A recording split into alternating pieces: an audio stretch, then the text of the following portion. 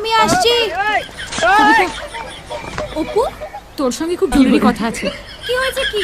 চল ছাদে চল। অপু, আমাকে কলেজে মার্কশিট আনতে যেতে হবে।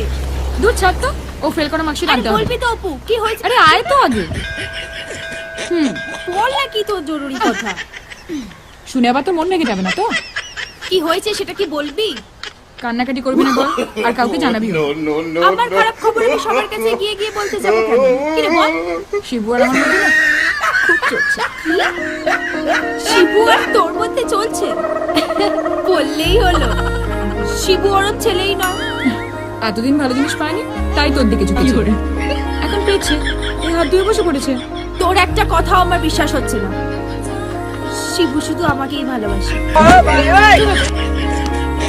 তোরা শিবুর মধ্যে কি কি হয়েছে আমাকে বল, আমিও বলবো।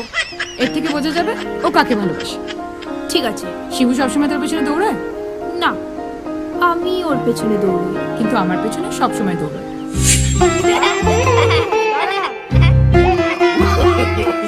আচ্ছা, শিবু কোনদিন তো চোখে দিকে দেখে মনের কথা বলেছে? যা কেউ শুনেনি, শুধু তুই শুনেছিস। অত সবাই কোথায় ওর? এসেই তো খালি জয় জয় করে। আমাকে বল, সব সময় বলে। এমন এমন কথা বলে যে আমি তোকে বলতেও পারবো না।